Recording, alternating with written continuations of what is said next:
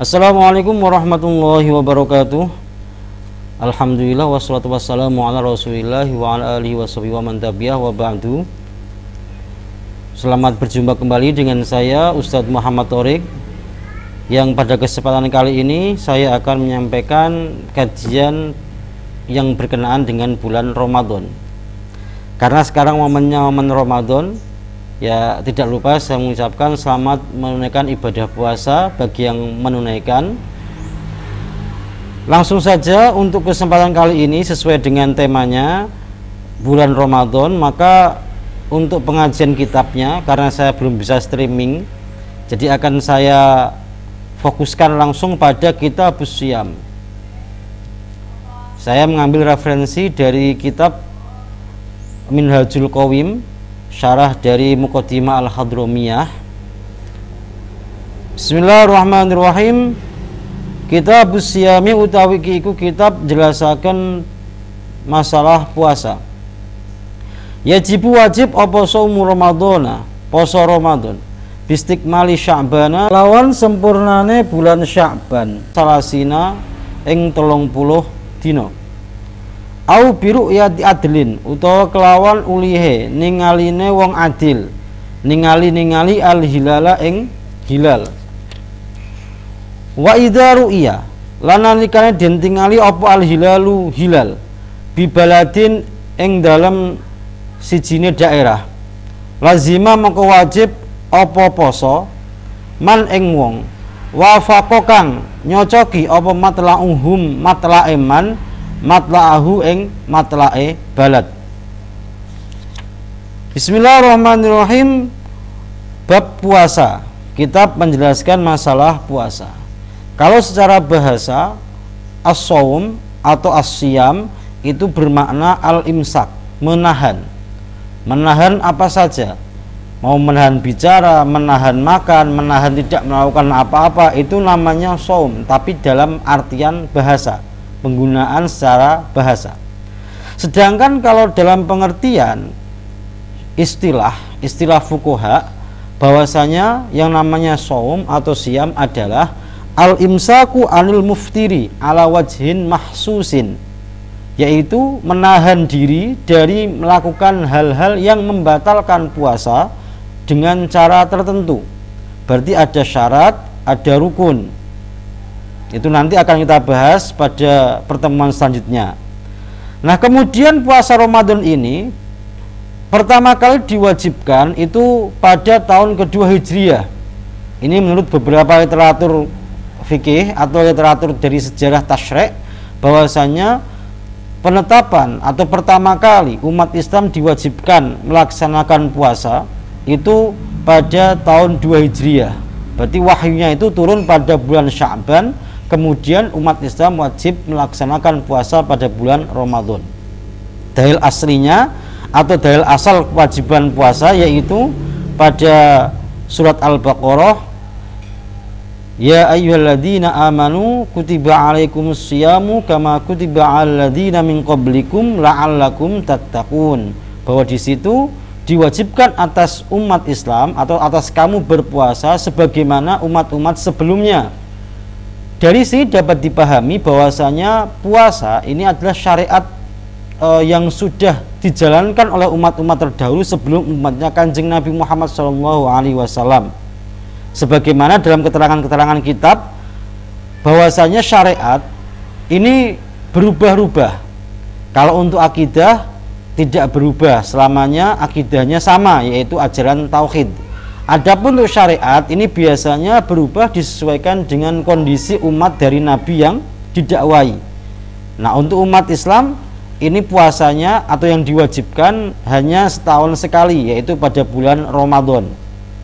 Adapun untuk umat-umat yang lain ya tetap melaksanakan puasa, tapi mungkin teknisnya berbeda, hitungan harinya berbeda, dan juga pelaksanaan juga berbeda. Sebagaimana dalam sebuah keterangan bahwasanya umatnya Nabi Musa itu puasanya setahun sekali, maksudnya tahunan. Daud tahunan, tahun ini puasa, tahun besoknya tidak puasa, tahun berikutnya lagi puasa, kemudian berikutnya lagi tidak puasa, begitu seterusnya. Atau mungkin puasanya Nabi Daud yang sehari puasa, sehari enggak puasa. Kalau kita hari ini kita enggak puasa, besok kita sama-sama enggak puasa juga. Nah, kemudian puasa itu ada 4. Yang pertama yaitu wajib. Wajib ini salah satunya adalah puasa Ramadan. Ada lagi puasa kafarat, ada lagi puasa nazar, dan masih banyak lagi yang lainnya. Kemudian yang kedua sunnah. Ini al-aslu fil saum. Hukum asli daripada puasa itu sunnah. Karena seringkali Kanjeng Nabi mempraktekkan puasa walaupun tidak ada sebab sama sekali. Ya sebabnya sepele, kadang tidak ada makanan, tidak ada sarapan. Makanya kemudian puasa ini identiknya dengan namanya ibadatul fuqara atau ibadahnya orang fakir. Walaupun Kanjeng Nabi juga nggak fakir-fakir amat. Kanjeng Nabi itu kan tergantung dari mana orang memandangnya. Kadang ya kelihatan fakir, tapi juga kadang kelihatan kaya. Itu istimewanya Kanjeng Nabi. Di mata siapapun itu ya sesuai. Berarti bagi orang miskin itu ya figur Kanjeng Nabi itu sebagai contoh kemiskinan. Bagi orang yang kaya ya Kanjeng Nabi sebagai figur orang yang kaya. Itu luar biasa. Nah, makanya Rasulullah SAW dalam beberapa hadis masyhur ini sering disebutkan ketika beliau meminta sarapan atau ingin sarapan, tanya sama Sayyidah Aisyah. Ketika dijawab gak ada apa-apa, ya Rasulullah saya nggak punya apa-apa. Ya Rasulullah ya dengan entengnya bilang ya udah saya puasa. Berarti tidak harus yang namanya ada sebab tertentu. Ya ibaratnya kalau sampai mau puasa, puasa saja. Makanya puasa sunnah ini waktunya tidak terbatas. Ya kecuali kalau bertepatan dengan hari-hari yang dilarang puasa, ya sampai jangan puasa. Maka tapi kalau untuk secara kesunahan yang akidnya atau yang dikokohkan atau yang dianjurkan itu memang ada yang namanya puasa sunnah yang berhubungan dengan tahun. Contohnya Arafah, Tarwiyah, Asyura, Tasu'a, atau puasa Rajab. Nah ini disunahkan. Ada juga puasa sunnah yang bulanan. Contohnya puasa Ayyamul Bid 13, 14, 15 setiap bulan Hijriyah. Ada yang puasa mingguan, Senin, Kamis.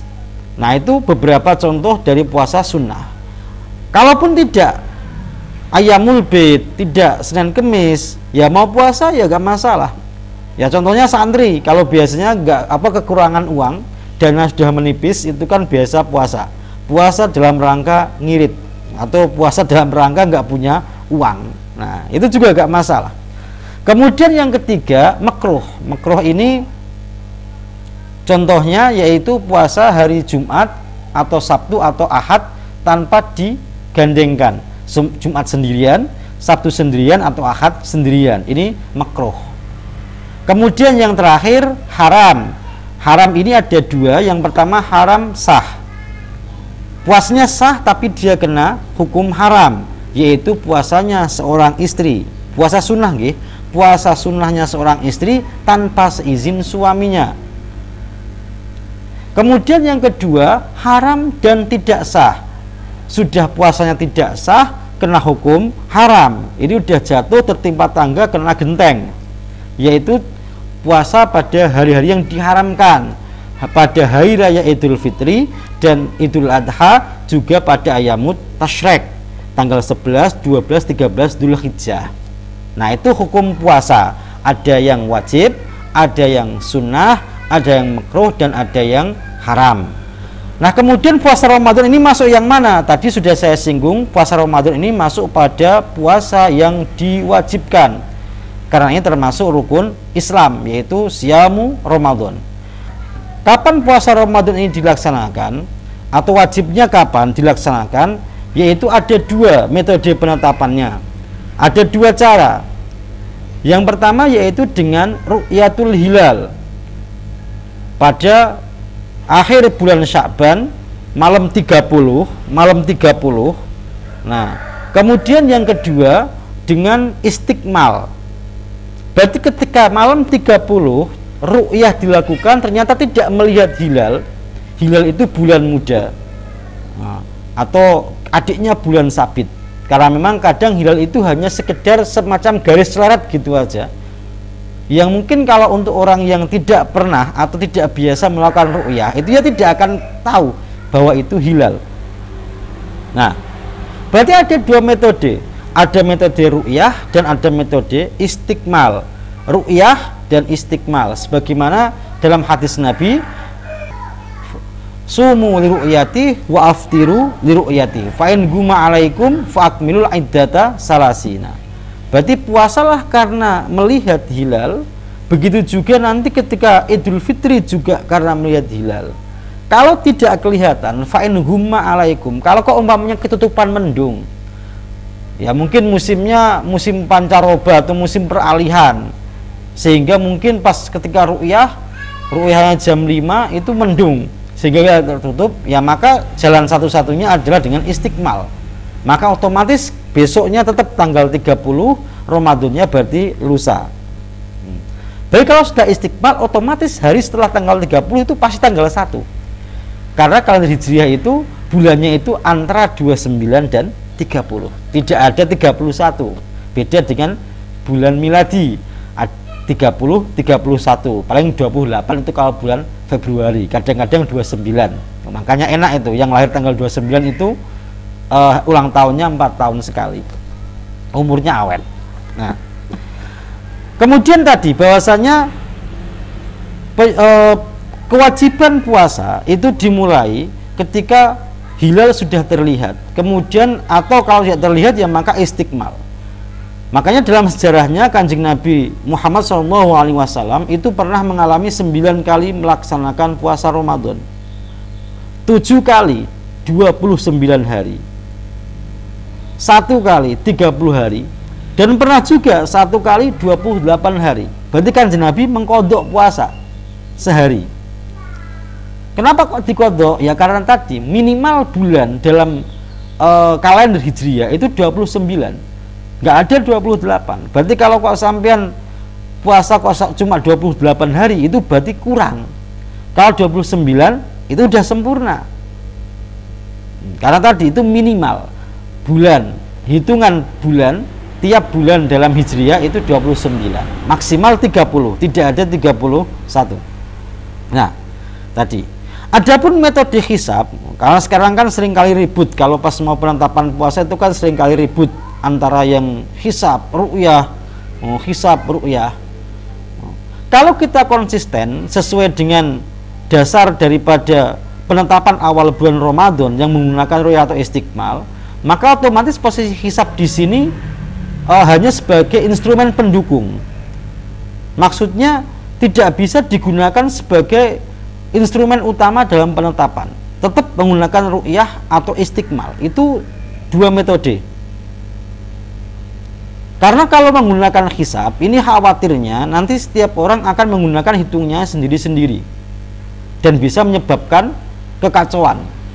Nah, makanya untuk puasa Ramadan ini wilayahnya, karena wilayahnya ammah atau umum untuk hajat orang banyak, maka penetapan yang berhak adalah al-hakim. Hakim di sini pemimpin, bukan hakim di pengadilan, bukan hakim.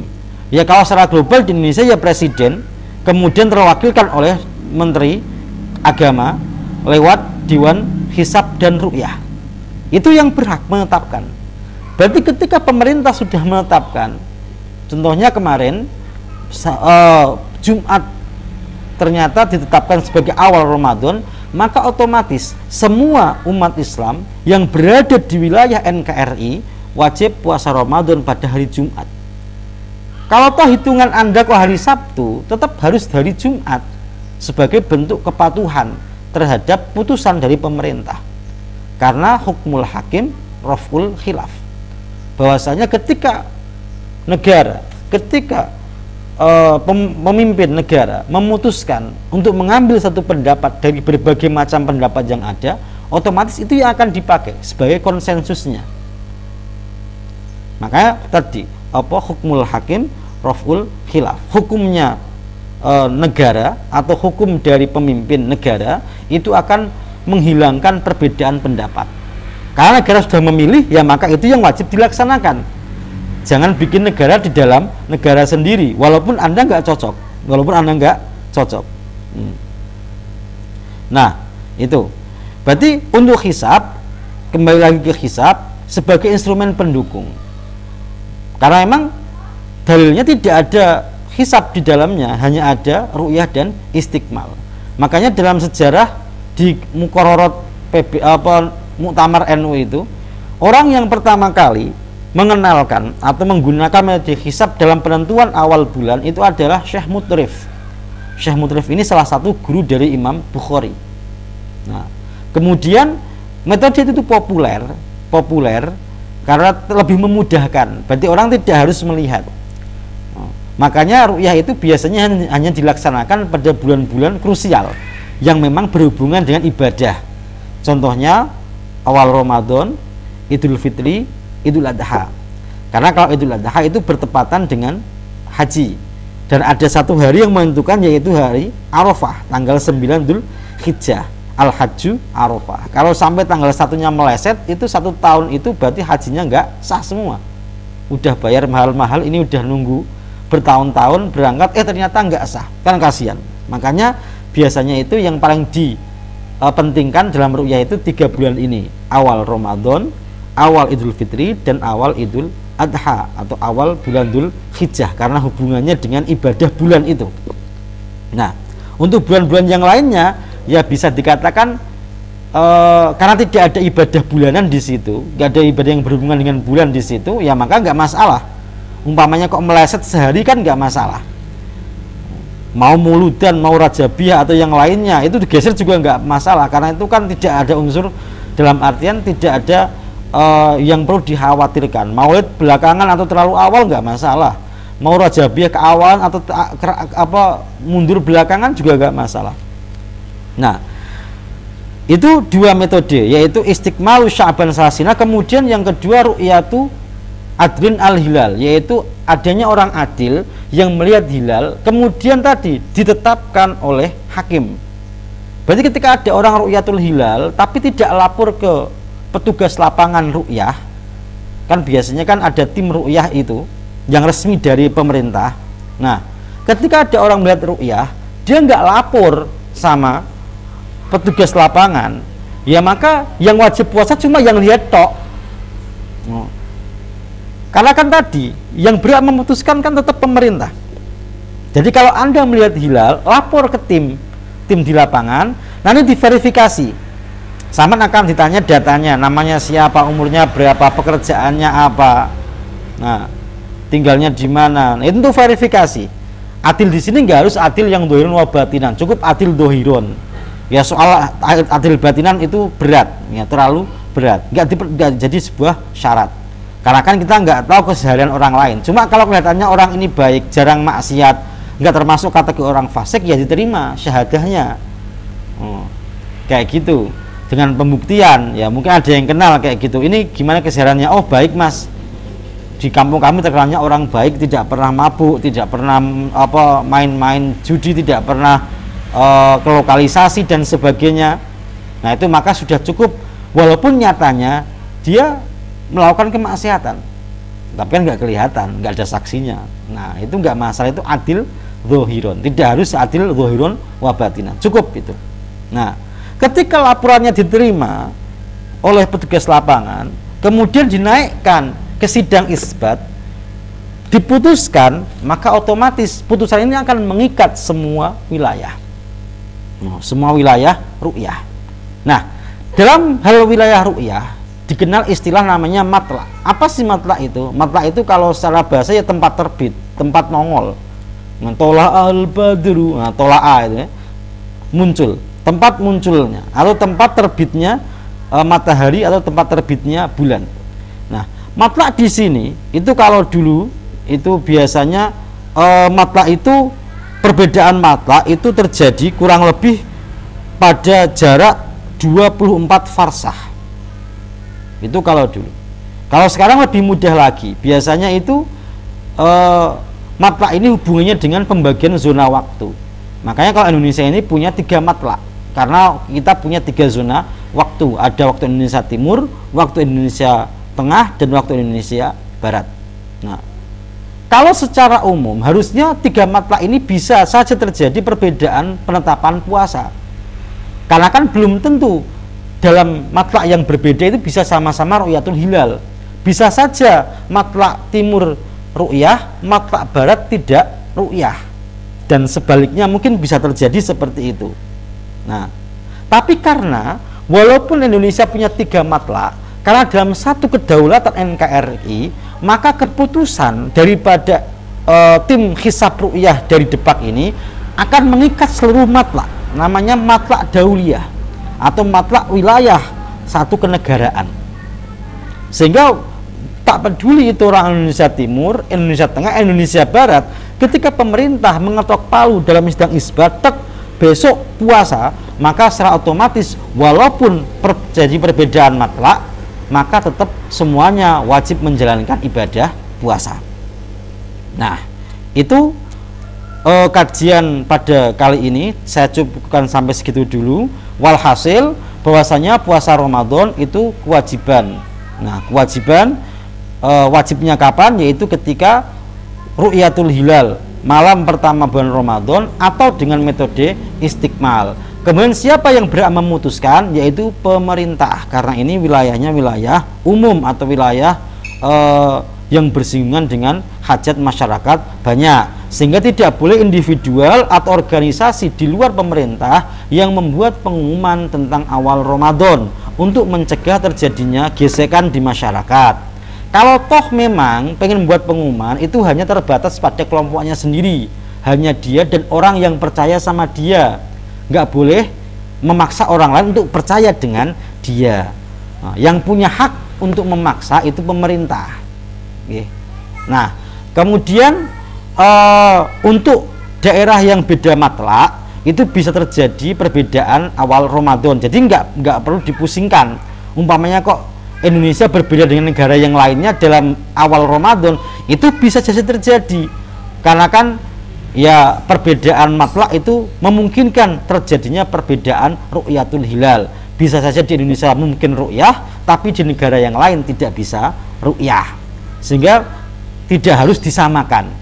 Tidak harus disamakan. Kalau yang satu matlak itu pasti sama, yang satu matlak itu pasti sama, atau mungkin yang berdekatan matlaknya bisa jadi sama, tapi kalau matlaknya berjauhan bisa jadi berbeda. Nah, makanya karena penetapannya dengan ru'yah dan istiqmal, maka perbedaan antar negara tentang awal Ramadan itu pasti bisa saja terjadi. Kalau toh sama ya alhamdulillah, berarti tidak akan ada perdebatan panjang. Makanya untuk hisab sendiri digunakan sebagai instrumen, bukan yang utama. Karena hisab ini mempermudah atau istilahnya membantu tim ru'yah. Karena dengan hisab paling tidak kita bisa tahu di mana posisi hilal, letaknya di mana, apakah di utara atau di selatan, miringnya berapa derajat, ketinggian di atas ufuk berapa derajat. Nah, itu dengan menggunakan hisab mempermudah ru'yah.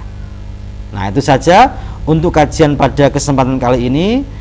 Selamat menunaikan ibadah puasa, semoga kuat sampai akhir, dan semoga puasa kita diterima Allah Subhanahu wa taala.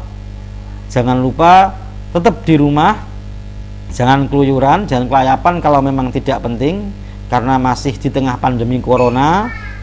Semoga kita semua mendapat lindungan dari Allah Subhanahu wa taala, sehat kita, sehat keluarga kita, dan sehat tetangga-tetangga kita, dan semoga corona cepat diangkat oleh Allah Subhanahu wa taala, sehingga kita bisa berkumpul lagi dengan teman-teman, dengan sanak saudara, sanak famili dalam keadaan yang normal tanpa ada rasa takut atau khawatir dengan adanya pandemi corona. Cukup sekian, kurang lebihnya saya juga mohon koreksi dari yang expert, yang lebih expert daripada saya. Mungkin ada keterangan saya yang salah atau yang keliru, ya karena itu pasti karena manusia tempatnya salah. Nah, tolong diingatkan atau mungkin dikasih masukan apa yang kurang atau mungkin ada yang keliru, nanti kita akan cek lagi, kita klarifikasi, karena kita dalam rangka saling mengingatkan. Karena kebenaran hanya mutlak dari Allah, adapun saya hanya sekedar memahami dengan pemahaman dan keilmuan yang saya punya. Cukup sekian, wallahu alam bisawab. Assalamualaikum warahmatullahi wabarakatuh.